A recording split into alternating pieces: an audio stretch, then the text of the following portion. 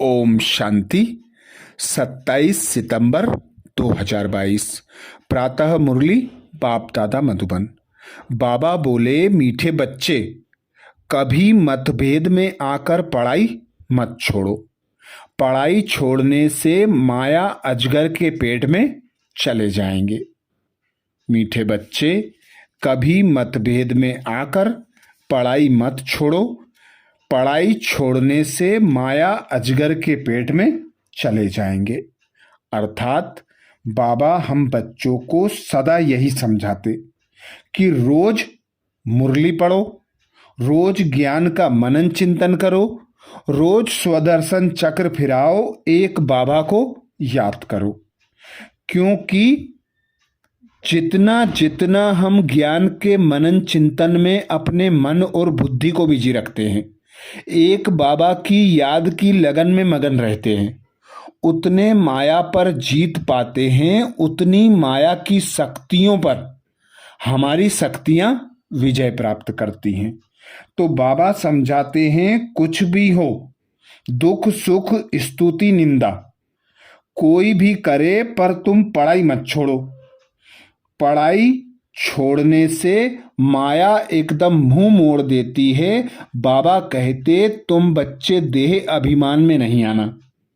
मियाँ मिट्ठू बनेंगे तो माया बड़ी चंचल है, नाक पकड़कर मुंह घुमा देती है। बच्चों को बाबा खबरदार करते रहते हैं कि माया के वार से बचने के लिए श्रीमत पर चलो। एक बाबा जो ज्ञान सुनाते हैं उस ज्ञान का मनन चिंतन करो, कभी भी पढ़ाई मत छोड़ो। प्रश्न किया बाबा ने, यह कॉमन सत्संग ना होने के कारण बाप को किन बातों में बच्चों को बार बार सावधान करना पड़ता है? यह कॉमन सत्संग ना होने के कारण बाप को किन बातों में बच्चों को बार बार सावधान करना पड़ता है? उत्तर में बाबा कहते, यह दुनिया के सत्संगों की तरह सत्संग नहीं। यहाँ तो पावन बनने की शिक्षा मिलती है। पावन बनने में माया के विघ्न पड़ते हैं, इसलिए बाप को बार बार सावधान करना पड़ता है। बच्चे, कभी कुछ भी हो, तुम दुख सुख निंदा स्तुति सुनते पढ़ाई कभी मत छोड़ना। दूसरी बात बाबा बताते, अपने को मियाँ मिट्ठू समझ किसी की ग्लानि मत करना। माया बड़ी चंचल है, अगर बाप से रूठकर पढ़ाई छोड़ी तो माया माथा मोड़ देती है, ग्रहचारी बैठ जाती है। इसलिए श्रीमत लेते रहना है, बाप दादा की राय में कभी टीका टिप्पणी नहीं करना है। गीत सुनाया बाबा ने, मरना तेरी गली में, जीना तेरी गली में। ओम शांति। यह तो बच्चे जानते हैं, कहते हैं, जब हम आपके बने हैं, यह पुरानी दुनिया तो खत्म होनी ही है। यह बेहद के रावण की लंका है जो विनाश होनी है। वह जो सिलान में लंका दिखाते हैं, वह तो बात ही बिल्कुल झूठी है। सिलान एक टापू अर्थात बेट है, समुद्र के बीच में है। बेहद का बाप समझाते हैं कि यह सारी दुनिया है समुद्र के ऊपर, ऑल राउंड समुद्र है। दिखाते हैं ना, वास्को डिगामा ने ऑल राउंड चक्र लगाया तो गोया धरती पानी के ऊपर ठहरी हुई है। बेट हो गया ना। यह बेहद की खाड़ी है, रावण का राज्य सारे बेहद के आइलैंड पर है। बाबा कहते, यह बेहद की लंका है, सिर्फ सिलान नहीं है। वह समय तो अब है ना। यह तो शास्त्रों में कितने गपोड़े लगाए हैं। हम भी समझते थे शायद ऐसा हुआ होगा, कुछ भी ख्याल नहीं चलता था। विचार करें तब तो ख्याल चले ना। बुद्धि बिल्कुल लॉकअप थी, अब बुद्धि का ताला खुला है। मनुष्य तो समझते हैं बंदर सेना ली, उन्होंने पत्थर उठाए, पुल बनाई, आग लगाई। क्या क्या बातें बेड बनाई हैं। आग तो इस समय सारी दुनिया को लगती है। यह भारत अविनाशी बाप की अविनाशी जन्मभूमि है, इसलिए इसको अविनाशी खंड कहा जाता है। बरोबर भारत प्राचीन था, अब तुम्हारी बुद्धि में बैठा है। बरोबर भारत अविनाशी खंड है। बाकी जो इस समय खंड है वह सब खत्म हो जाएंगे। विनाश ज्वाला में बाबा कहते यह विनाश ज्वाला इस यज्ञ से प्रज्वलित हुई है। लड़ाई शुरू यहाँ से हुई है। अभी तो यह छोटी छोटी रिहर्सल है। तुम्हारी बुद्धि में है कि सारी दुनिया में ही रावण राज्य है, इसका अब अंत है और राम राज्य की आदि है। यह बातें और किसकी बुद्धि में आ ना सके। तुम थोड़े से ही ब्राह्मण जानते हो, समझते भी हो कि अभी यह सारी दुनिया खत्म हो जाएगी। हम बाप के गले का हार बन जाएंगे, सिर्फ नई दुनिया में आएंगे। बाबा कहते फिर नई दुनिया में आएंगे। वर्ल्ड की हिस्ट्री ज्योग्राफी हूबहू रिपीट होती है। कितना अच्छा यह चक्र है, कलयुग अंत और सतयुग आदि। इस समय सभी धर्म भी जरूर हैं। हिस्ट्री मस्ट रिपीट, यानी कलयुग के बाद सतयुग जरूर होना है। जैसे दिन के बाद रात, रात के दिन बाद, बाबा कहते जैसे दिन के बाद रात, रात के बाद दिन जरूर आता है। ऐसे हो ना सके कि रात ना आए। बाप सब राज आ करके समझाते हैं। हम एक्टर 84 जन्म लेते हैं, वह भी तो जानना चाहिए। 84 लाख जन्म की तो बात ही नहीं है। कल्प की आयु 5000 वर्ष है। वो लोग तो तुमको कहते हैं कि शास्त्रों में तो ऐसा है नहीं, यह तो तुम्हारी कल्पना है। ना जानने के कारण तो ऐसे ही कहेंगे ना। शास्त्र तो पढ़ते रहते हैं, उनका कोई दोष तो है नहीं। बाबा कहते हैं सतयुग में यह शास्त्र, कहानियां, नॉवेल्स आदि तो होंगी नहीं। वहां तो भारत बिल्कुल सचखंड बन जाता है। भारत खंड सबसे बड़े ते बड़ा तीर्थ है। यहाँ सोमनाथ का मंदिर कितना भारी है। ऐसा मंदिर कब कहाँ भी बन नहीं सकता। फिर भी यह मंदिर आदि बनेंगे। कब बनेंगे? जब भक्ति मार्ग शुरू होगा तब बनाते हैं, और कोई तो बना ना सके। तुम संबत भी बता सकते हो, आज से फलाने टाइम से भक्ति शुरू होगी। पहले लक्ष्मी नारायण ही पुजारी बनेंगे। सिंगल ताज होगा, शिव बाबा का सोमनाथ मंदिर बनाएंगे। फिर से मोहम्मद गजनवी आदि आकर लूटेंगे। यह बातें तुम बच्चों को बाप ही बैठ समझाते हैं। कहते भी हैं भगवान आया, गीता का ज्ञान इतना तो सुनाया, जो सारा सागर स्याही बनाओ, सारा जंगल कलम बनाओ तो भी लिख ना सकें। और बाबा कहते और उन्होंने गीता फिर कितनी छोटी बना दी है। गीता लॉकेट में भी होती है। वैल्यूबल चीज है ना। इतना लव गीता पर रहता है। बाबा ने इतनी छोटी सोनी डिब्बी में डाल प्रेजेंट भी दी है।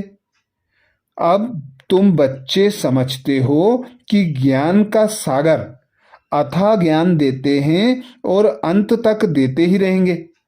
हम यह मुरली इकट्ठी कर सकेंगे क्या? यह रखने की चीज ही नहीं है। शास्त्र आदि तो फिर भी भक्ति मार्ग में आते हैं। हम जो लिखते हैं वह फिर क्या काम में आएंगे? कहाँ तो हमारी 2-4 हजार मुरलियां, कहाँ उन्हों की करोड़ों के अंदाज में गीताएं बनती हैं, सब भाषाओं में। सर्वशास्त्रमयी शिरोमणि गीता का बहुत मान है। गीता शास्त्र आदि कितने पढ़ते होंगे? बाप समझाते हैं यह ज्ञान जो तुमको मिलता है यह बिल्कुल ही नया है, इसका पुस्तक तो है नहीं। भगवान राजयोग कैसे सिखाते हैं यह अब तुम ब्राह्मण ही जानते हो। तुम्हारे में भी इस ज्ञान के नशे में रहने वाले बहुत थोड़े हैं। आज उस नशे में रहते हैं, कल भूल जाते हैं। बाप को भूल जाते हैं तो ज्ञान को भी भूल जाते हैं। बाप को फारकती दी तो खलास। बाप का बनकर अगर विकार में गए तो गला घुट जाएगा, कुछ भी बोल नहीं सकेंगे। जो बहुत अच्छा अच्छा प्रचार करते थे वह आज है नहीं।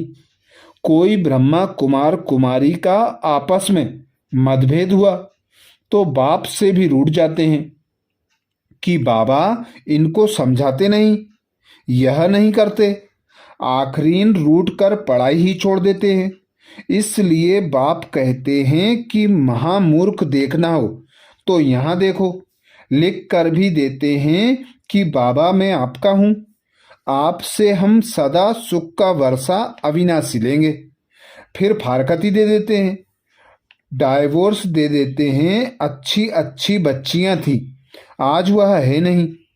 तो वंडर है ना, माया अजगर के पेट में चले गए, फिर मुख से कुछ भी कह ना सके, यह अविनाशी ज्ञान सुना ना सके।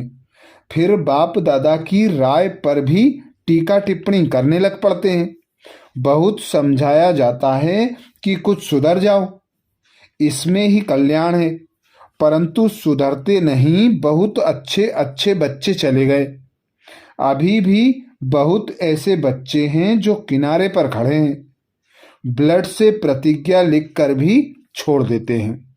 बच्चों को तो बाप की पूरी श्रीमत पर चल, बाप से पूरा वर्षा लेना चाहिए।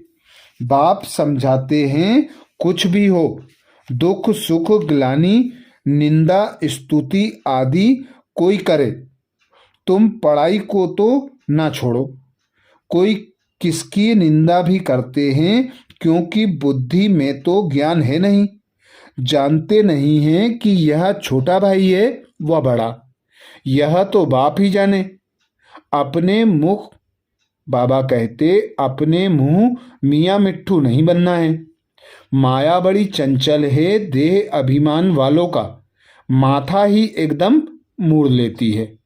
बाबा बच्चों को खबरदार करते रहते हैं, कहाँ ना कहाँ माया वार करती रहेगी अगर श्रीमत पर नहीं चलेंगे तो। यह कोई कामन सत्संग थोड़े ही है। तुम कितना धीरज धैर्यता से बैठ समझाते हो, यह सृष्टि का चक्र कैसे फिरता है, कैसे तुम स्वदर्शन चक्रधारी बने हो। बाप कहते हैं ब्राह्मण कुलभूषण स्वदर्शन चक्रधारी, शंख चक्र गदा पदमधारी तुमको कहते हैं। वह कहेंगे क्या, देवताओं की महिमा अपने बच्चों को दे रखी है। बाप कहते हैं हे स्वदर्शन चक्रधारी, हे कमल फूल समान पवित्र बनने वाले, हे गदाधारी, यह बाप ही समझाते हैं। दुनिया क्या जाने, कहते भी हैं सर्व का सद्गति दाता एक है, गाते भी हैं ज्ञान अंजन सद्गुरु दिया अज्ञान अंधेर विनाश। अर्थात ब्रह्मा की रात खत्म होती है, ज्ञान सूर्य प्रकटा। ब्रह्मा की रात पूरी होती फिर दिन शुरू हो जाता है। परम पिता परमात्मा ब्रह्मा द्वारा नया ज्ञान देते हैं। आगे तो तुम कुछ भी नहीं जानते थे, ना आत्मा को ना परमात्मा को, ना रचता को ना रचना को जानते थे। बिल्कुल ही तुच्छ बुद्धि बन पड़े थे। तुमको क्या बनाया था, तुम स्वर्ग के मालिक थे ना। फिर 84 जन्म लेते लेते अंत तो आएगा ना। अब तुम्हारी चढ़ती कला है। बाप कहते हैं मामे कम याद करो तो तुम विश्व के मालिक बन जाएंगे। विवेक कहता है कि परम पिता परमात्मा है स्वर्ग का रचयिता, तो हम स्वर्ग में क्यों नहीं हैं। मनुष्यों की बुद्धि में नहीं आता कि भगवान ने तो नई सृष्टि स्वर्ग रचा, जहां देवी देवता राज्य करते थे 5000 वर्ष पहले स्वर्ग था। अब फिर भगवान आए हैं स्वर्ग की स्थापना करने। यह बातें बुद्धि में अच्छी रीति बैठ जाएं तो भी अहो सौभाग्य। माया ऐसी है जो बिल्कुल ही पुरुषार्थ करने नहीं देती। नाक से पकड़ कर घूसा मार एकदम बेहोश कर देती है। बॉक्सिंग है ना। बाबा कहते हैं माया 1 सेकंड में गिरा देती है। सेकंड में जीवन मुक्ति से सेकंड में जीवन बंद बन पड़ते हैं। फारकती दे देते हैं खलास। निश्चय हुआ यह बादशाही लो, संशय हुआ खलास। बड़ा वंडरफुल खेल है। बाबा कहते हैं अमृत बेले उठ विचार सागर मंथन करो। तो टाइम सारे दिन में बाबा कहते तो टाइम सारे दिन में मिलता नहीं है। रात को तो वायुमंडल खराब रहता है। भक्ति भी सवेरे उठकर करते हैं। तुम बच्चों को मालूम है कि बाबा 1-2 बजे उठकर मुरली लिखते थे जो तुम पढ़कर फिर क्लास कराते थे। फिर बाबा बैठ सुनते थे कि देखें कैसे मुरली चलाते हैं। यह सब तो शिव बाबा का ही कमाल था। कितने अच्छे अच्छे बच्चे थे चले गए, आज है नहीं। माया ने एकदम श्रापित कर दिया। बाप तो वर्षा दे रहे हैं तो बच्चों को पूरा पुरुषार्थ कर वर्षा लेना चाहिए। अच्छी रीति खुद भी समझते हैं, बाप भी समझते हैं। बाप का हाथ छोड़ देते हैं। सब कहेंगे तुमने बीके को छोड़ दिया। तुमको तो निश्चय था ना कि हम बेहद का वर्षा पा रहे हैं। फिर क्या हुआ जो मुरली भी नहीं सुनते हो? फिर तो बच्चे की बाबा कहते फिर तो बाप को भी नहीं याद करते होंगे। फिर वह याद आदि सब उड़ जाती है। ऐसी दुर्गति सल किसी बच्चे की ना हो। बाप तो समझ सकते हैं ना यह बच्चा बड़ा खराब हो गया है। अच्छे अच्छे बच्चे भी संग दोष में खराब बन पड़ते हैं। बाप कहते हैं कि फर्स्ट क्लास बच्चे ही विजयी माला के मणके बन सकते हैं। कई बच्चे लिखते हैं कि बाबा हम आपकी माला का मणका जरूर बनेंगे। बाबा तो कहते हैं तुम बनो, अहो सौभाग्य। बाप भी चलन से समझ जाएंगे। सर्विस से ही बच्चों की वफादारी फरमान बरदारी सिद्ध होती है। अति मीठा बनना चाहिए, सम्मुख सुनने से वैराग्य आता है। ऐसा फिर कभी नहीं करेंगे, यह करेंगे। बाबा कहते यहां से बाहर निकला बस खलास, सब भूल जाते हैं। कितनी वंडरफुल बातें हैं। बाबा के तो दिन रात ख्यालात चलते रहते हैं। प्रोजेक्ट में गोला इतना बड़ा दिखाई पड़ना चाहिए। बाबा कहते प्रोजेक्ट में गोला इतना बड़ा दिखाई पड़ना चाहिए जो मनुष्य दूर से ही एकदम अच्छी रीति पढ़ सकें। बड़ी दीवारों पर इतना बड़ा दिखाई पड़े, क्लियर हो।